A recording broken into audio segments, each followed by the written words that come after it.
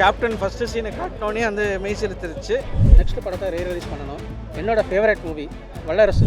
மன்சூர் அலிகான்லாம் வந்துட்டு என்ன சொல்கிறது, ஹைலைட் அவர் சோட போகாதுன்றது வந்து அருமையாக நடிச்சு காட்டிங்க. தலைவருக்கு ஈக்குவலாக அவர் நடிச்சிருக்காருன்னு சொன்னால் பார்த்துக்கங்களேன், அதில் எந்த ஒரு இது மாற்று கருத்தும் இல்லை. எந்த ஒரு நடிகருக்குமே வந்து பார்த்தீங்கன்னா 100வது படம் வந்து பிரம்மாண்டமாக அமையலை. அது நம்ம கேப்டன் சார் படம் தான் அமைஞ்சது ரொம்ப நல்லாவே. தியேட்டரில் இப்போ நாங்கள் பார்த்த பிறகு கேப்டனே உயிரோட வந்துட்டாரு, திரும்ப நடிக்கிறாரு, அவரை நாங்கள் பார்த்துட்டோன்ற சந்தோஷத்தோடு நாங்கள் போகிறோம். ரொம்ப நல்லா இருக்குது படம், ரொம்ப நல்லா ஆட்டமாக தேரோட்டமாக பாட்டும் ரொம்ப நல்லா இருந்தது. நான் சின்ன வயசில் வந்து சின்ன ஸ்க்ரீனில் பார்த்தோம். இப்போ வந்து நல்லா டிஜிட்டலில் நல்லா பளிச்சுன்னு நல்லா இருந்தது. நான் அதுக்கப்புறம் அந்த எந்த ஒரு சீனுமே டிவியில் சினிமாவில் எதில் கூட பார்த்ததில்ல. இப்போ ரொம்ப நாள் கழிச்சு இந்த படத்தை பார்க்குறது புதுசு படத்தை பார்த்த மாதிரி நைட்லாம் சீக்கிரமே எழுந்திரிச்சு நல்லா இருந்தது. ஒரே டிராஃபிக்லேயும் இந்த படத்துக்கு வந்தது வந்து கரெக்டாக. நான் படம் கரெக்டாக செம சூப்பர் சார். மன்சூர் அலிகான் செம படம் நல்லா இருந்தது. லியாத் அலிகான் வசனம் இப்போ இருக்க ட்ரெண்டுக்கு செம. அப்பயே எப்படி இந்த மாதிரி எழுதியிருந்தாருன்னு தெரியல. கோர்ட் வசனம் எல்லாமே நல்லா இருக்கு. அது 20 நிமிஷத்துக்கு மேலே போட மாதிரி இருந்துச்சு பழைய படத்தில். இப்போ கொஞ்சம் கட் பண்ணிட்டாங்கன்னு நினைக்கிறேன். நல்லா இருந்தது, வசனம் நல்லா இருந்தது. அது அதிகாரத்தை நீங்கள் எப்படி எடுத்துக்கலாம் அப்படின்னு கேட்குறோம். நானே எடுத்துக்கிட்டேன் அப்படின்னு அந்த சொல்கிற டைலாக் நல்லா இருந்தது. கேப்டன் விஜயகாந்த் படம் இப்போ பார்த்தீங்களா? ஸோ எப்படி இருந்தது? ஸோ அப்போ பார்த்ததுக்கும் இப்போ பார்த்ததுக்கும் என்ன மாற்றம், எப்படி இருக்கு? ஒரே மாதிரி தான் இருக்கு, ஆனால் கலர் தான் இப்போ மாறி இருக்கு. மற்றபடி அதே அவரே தான், அதே தலைவர், அதே தான், எல்லாமே அதே தான்.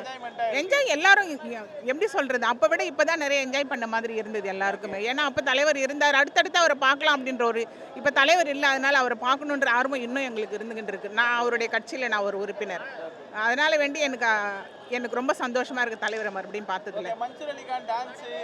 மன்சூர் அலிகான்லாம் வந்துட்டு என்ன சொல்கிறது, ஹைலைட் அவர் வந்து ஒன்றுமே சொல்லவே முடியாது. அவர் முதல் படம் தான் அவரோட இதுன்னு சொல்லவே முடியாது. எங்கள் தலைவருடைய அறிமுகம் வந்து சோட போகாதுன்றது வந்து அருமையாக நடிச்சு காட்டி. எங்கள் தலைவருக்கு ஈக்குவலாக அவர் நடிச்சிருக்காருன்னு சொன்னால் பார்த்துக்கங்களேன், அதில் எந்த ஒரு இது மாற்று கருத்தும் இல்லை.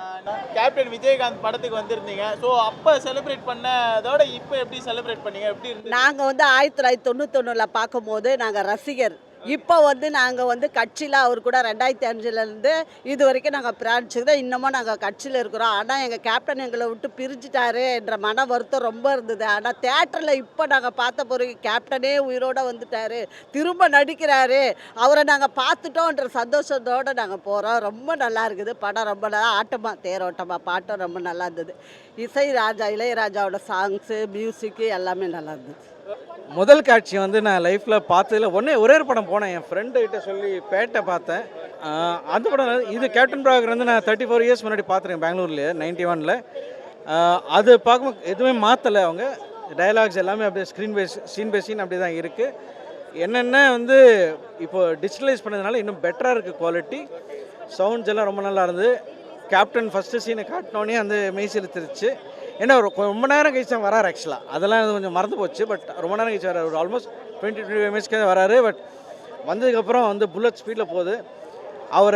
அவரோட பிறந்தநாள், அவர் இருக்கும்போது ஒரு 2-3 வருஷத்துக்கு முன்னாடியே 3-4 வருஷத்துக்கு முன்னாடி வந்ததுன்னு வந்து அவர் சந்தோஷப்பட்டிருப்பார். அவர் இல்லைன்றதே ரொம்ப வருத்தமாக இருக்குது. அவர் ஆன்மா சாந்தேனும் எங்களோட இவங்கெல்லாம் பார்த்தாங்க. பின்னாடி அவரோட 2வது பையனும் பார்த்தாரு. அவர் தான் கேப்டன் பிரபாகரன் பார்ட் 2 நடிக்க போகிறான்னு யாரோ சொன்னாங்க, தெரியல.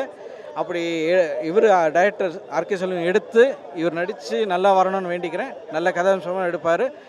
பாட்டு A கிளாஸ், அனாவசிய பாட்டு கிடையாது. இப்போ வர பாட்டெலாம் வேஸ்ட்டு நான் சொல்லுவேன். 2 பாட்டு தான், ஒன்று மனோ சித்ரா பாட்டு, இன்னொன்று ஸ்வர்ணலதாவே நாங்கள் மிஸ் பண்ணோம். அந்த எக்ஸலண்ட் பாட்டு அது. அதே மாதிரி வந்து கேப்டன் மிஸ் பண்ணுற மாதிரி சொன்னேன். ரொம்ப நல்லா இருக்குது. ஏசடினால வந்து 18 and above தான் பார்க்க முடியும். நம்பர் ஆஃப் ஷோஸ் இம்ப்ரூவ் பண்ண நல்லாயிருக்கும். இந்த மாதிரி விஜயகாந்த் சாரோட எல்லா படம் பார்ப்போம். இந்த படம் மிஸ் ஆகிடவே கூடாதுன்னு போய் பார்த்த படம். காரணம் என்னென்னா, இது விஜயகாந்த் சாரோடைய 100வது படம். அது இன்னொன்று வந்து அப்போ வந்து விடுதலை புலிகள் தலைவர் பிரபாகரனுடைய அந்த வைப்பு வந்து அப்போ ரொம்ப பெரிய அளவில் இளைஞர்கிட்ட ரீச் ஆகிட்டு இருந்த நேரம் அவரோட பேரை வச்சு இந்த படம் வந்துச்சு. கேப்டன் பிரபாகரன் வரும்போது ரெண்டும் கனெக்ட் ஆகி ஒரு பெரிய ஃபெஸ்டிவலாகவே இருந்துச்சு. எனக்கு ரொம்ப மெமரியில் இருக்குது. இந்த படம் நான் வந்து டிக்கெட் எடுக்கிறதுக்காக ஃபஸ்ட்டு ஷோ ரசிகர்களோட மேலே ஏறி சோல்டரில் ஏறி நடந்து போய் குதித்து டிக்கெட் எடுத்து பார்த்த படம். ஒரு இன்ட்ரோ ஒரு கேரக்டருக்கு வந்து விஜயகாந்த் சார் மாதிரி அவ்வளோ பாப்புலரான ஒரு ஹீரோவுக்கு ஆப்போசிட் சைடில் கொண்டு போய் அவருக்கு நிகராக நிறுத்தியிருக்கார். ஃபஸ்ட்டு இவர் எப்படி சூஸ் பண்ணார், இவர் எப்படி அவருக்கு அந்த கேரக்டரை வந்து அவர் அவ்வளோ தூரம் பெரிய ஒரு ஸ்டாருக்கு நிகராக கொண்டு போய் நிறுத்துறதுக்கு என்னென்னலாம் ஹார்ட் ஒர்க் பண்ணாங்க, அவ்வளோ பில்டப். இது வந்து மன்சூர் அலிகான் சார் மாதிரி வெகு சிலர் நடிகர்களுக்கு மட்டுமே முதல் படத்தில் கிடைக்கும். அது அவர் கிடச்சிருக்குது. அது இப்போவும் அது என்னால் புரிஞ்சுக்க முடியுது. அந்த பார்ட் 2 வந்து அவங்க பையனை வச்சு பண்ணுறதா சொல்லியிருக்காங்க. ஸோ அதை எப்படி பார்க்குறீங்க? ஸோ அது வந்து வந்துச்சுன்னா அதுக்கு எப்படி கொண்டாடுறதா இருக்கீங்க? இதே எப்படி வந்து 91 போய் கேப்டன் பிரபாகரன் ஃபஸ்ட்டு ஷோ பார்த்தோமோ அதே ஆர்வத்தோட அதே ஃபஸ்ட்டு ஷோ அந்த படத்தை பார்ப்பேன். நான் அப்போ பார்த்ததோட இன்னைக்கு தான் ரிலீஸ் ஆன மாதிரி இருக்குது. அந்த ஃபீல் தான் இருந்தது உள்ள. என்ன ஒரு வருத்தம்னா இப்படி ஒரு மனுஷனை இழந்துட்டோம்னா ஒரு ஸ்க்ரீனில் ஒரு காமிக் சமத்தில் வசனம் பேச ரொம்ப டச்சாக இருந்தது. அன்றைக்கி எங்களுக்கு பெருசாக தெரியல அவர் நடிச்சது. ஏதோ வந்தார், சண்டை போட்டார், கொண்டார், ஏதோ ஒரு மாதிரியாத்தம் போச்சு. ஆனால் ஒரே ஒரு விஷயம் நான் சொல்லிடுறேன், மக்கள் தாங்க அரசாங்கம் மக்கள் கிடையாது, மக்கள் தான் அரசாங்கம்னு சொல்லிட்டு யாகத் அலிகானுக்கு ஒரு நன்றியை நான் சொல்லிடுறேன். அதுமாதிரி தைரியம் வேணுங்க. இந்த வசனம்லாம் எதுலாம் இப்போ யாராலும் முடியாது. இப்போலாம் அரசாங்கத்தில் வச்சு நம்மளே எழுதவே முடியாது. நான் ஒன்று சொல்கிறேன், அடித்து சொல்கிறேன், ஆணித்தனமாக சொல்கிறேன். ஆனால் 2026க்கு சரியான மக்கள் தான் அரசாங்கத்துக்கு இதில் வெளிப்பாடு வசனம் தெரியுது. ரெண்டாவது நன்றி சொல்லணும்னா இளையராஜா. அவருக்கு கிராஸே பண்ண முடியாது எந்த இசையுமே பாடார். அந்த அளவுக்கு மனுஷன் பேக்ரவுண்டு மியூசிக்கு அன்றைக்கே பின்னி பெடல் எடுத்துட்டாரு. இன்றைக்கி வந்து பிஜிஎம் போகிறாங்களா, பிஜிஎம் என்னத்த பிஜிஎம்மு இளையராஜா அன்றைக்கே போட்டார். அன்றைக்கி போட்டது இப்போ பார்க்குறது எஃபெக்ட்டு க்ளீனாக இருக்குது. சவுண்டு தனித்தனியாக வருது. பாசமுள்ள பாண்டியர் ஆட்டமா தேர் ஓட்டமா கரெக்டாக வருது, தனித்தனியாக வருது. உண்மையில அப்போ சூப்பர். பார்க்க இந்த படம் வந்து நாகர்கோவில் சக்கரவர்த்தி தேட்டரில் நான் ஸ்கூலில் படிச்சுக்கிட்டு இருக்கும்போது ஈவினிங் ஷோ பார்த்தேன். ஏன்னா காலையில் படம் ரிலீஸ் ஆகி ஹிட் ஆயிடுச்சு, மத்தியானம் செம கூட்டம், சாயந்தரம் தான் போய் கவுண்டரில் போய் உட்காந்து இடிப்பட்டு மிதிப்பட்டு தேட்டரில் பார்த்தோம். அது வருஷப்பிறப்புக்கு ரிலீஸ் ஆன படம்னு நினைக்கிறேன். அவ்வளவு கூட்டம், அவ்வளோ அட்டகாசம். தேட்டரில் படம் பார்க்கும்போது என்ன எஃபர்ட் இருந்துச்சோ அதே எஃபர்ட் 30 வருஷம் 31 வருஷம் தாண்டியும் கமலா தேட்டரில் பார்க்கும்போது அதே எஃபர்ட் இருந்துச்சு. ஒரு புது படம், அதாவது போன வாரம் ரிலீஸ் ஆன படத்தை இந்த வாரம் பார்க்க பிடிக்க மாட்டேங்குது, மொக்கையாக இருக்குது. ஆனால் இந்த வாரம் 30 வருஷம் கழிஞ்சு ரிலீஸ் ஆன இந்த படத்தை பார்க்கும்போது உண்மையிலே வந்து பிரமிப்பாக இருக்குது. டைரக்டர் ஆர்கே செல்வமணி சார் ஆகட்டும், வசனம் யாகத் அலிகான் சார் ஆகட்டும், மியூசிக் இளையராஜா சார் ஆகட்டும், நடித்த Vijayakanth sir, Sarathkumar sir, Ramya Krishnan madam, இந்த படத்தில் கலாபவன் மணி கூட நடிச்சிருக்காரு. அதில் உங்கள் எத்தனை பேருக்கு தெரியும் தெரியாது. இதில் வந்து ஜூனியர் ஆர்டிஸ்ட் கலாபவன் மணி ஒரு சில, ஆமாம், இது ஒரு புது தகவலாக உங்களுக்கு இருக்கும். 100 ரூபா சம்பளம் வாங்குகிற ஜூனியர் ஆர்டிஸ்ட் சார் நடிச்சிருப்பாரு. படம் வந்து படத்தில் ஒரு அரை மணி நேரத்துக்கு வந்து ஹீரோ கிடையாது. படம் 9 மணிக்கு ஆரம்பிச்சானா 9:30 மணி வரைக்கும் ஹீரோ கிடையாது. சரத்குமார் சார் தான் ஹீரோவே. அரை மணி நேரம் கழித்து தான் வர்றாரு. அதே மாதிரி படத்தில் 2 சாங்குமே வந்து ஹீரோவுக்கு கிடையாது, ரம்யா கிருஷ்ணனுக்கு தான். தியேட்டரில் சீன் பை சீன் கிளாப்ஸ் தான். ஒரு படத்தில் வசனகர்த்தா வந்து கிளாப்ஸ் வாங்குறது வந்து கலைஞர் கதை வசனமாக இருந்தால் நல்லாயிருக்கும். ரத்த கண்ணீரில் வசனத்துக்கு சீன் பை சீன் கிளாப்ஸ் இருக்கும். படத்தில் வில்லன் இன்ட்ரோடக்ஷன் வந்து கத்தி வச்சு ஒருத்தன் தலையை வெட்டுறாரு, தலை துண்டா போகுது, ரத்தம் வந்து தெரிக்குது. வில்லன் இன்ட்ரோடக்ஷன் தியேட்டர் ஃபுல்லாக கை தட்டுறாங்க. அதாவது ஒரு இப்படிப்பட்ட ஒரு சீனுக்கு வந்து ஒரு கிளாப்ஸ் வாங்கி ஒரு என்ட்ரியை கொடுத்துருக்கிறது வந்து மன்சூர் அலிகான் வந்து அவ்வளோ பட்டையை கிளப்பியிருக்காரு. அண்ணனும் படம் பார்க்க வந்திருந்தாரு, வந்து பார்த்து காஃபியெல்லாம் சேர்ந்து சாப்பிட்டோம். ரொம்ப சந்தோஷமாக இருக்குது. படம் போன தலைமுறையினர் எல்லாருமே தேட்டரில் பார்த்துருப்பீங்க. இந்த தலைமுறையினர் வந்து தயவு செய்து தியேட்டரில் வந்து பாருங்கள். டிவியில் பார்த்துருக்கலாம், நீங்கள் யூடியூப்பில் பார்த்துருக்கலாம். அந்த படம் உடனே யூடியூப்பில் கூட பார்க்கலாம். ஆனால் தியேட்டர் எஃபெக்ட்டுங்கிறது அது வேறு மாதிரியாக இருக்கும். அந்த ஸ்பீக்கர் சவுண்டும் அந்த சாங்குக்கும் அந்த ஆடியன்ஸோடு பார்க்கும்போது நல்லாயிருக்கும். கண்டிப்பாக உங்கள் ஊர் தியேட்டரில் எல்லாமே ரிலீஸ் ஆகிருக்கும். தியேட்டரில் வந்து பாருங்கள். எந்த ஒரு நடிகருக்குமே வந்து பார்த்திங்கன்னா 100வது படம் வந்து பிரம்மாண்டமாக அமையலை. அது நம்ம கேப்டன் சாருக்கு மட்டும் தான் அமைஞ்சிது ரொம்ப நல்லாவே. அப்போது பார்த்த எஃபெக்ட் எப்படி இருந்ததோ 4K விஷயம்லாம் பார்க்கும்போது சேம் அதே எஃபெக்ட்டில் தான் இந்த திரைப்படம் இருக்குது. அது எந்த மாற்றம் இல்லை. கொஞ்சம் சில சீன்ஸுங்க வந்து சவுண்டு கொஞ்சம் கம்மியாக இருந்தது.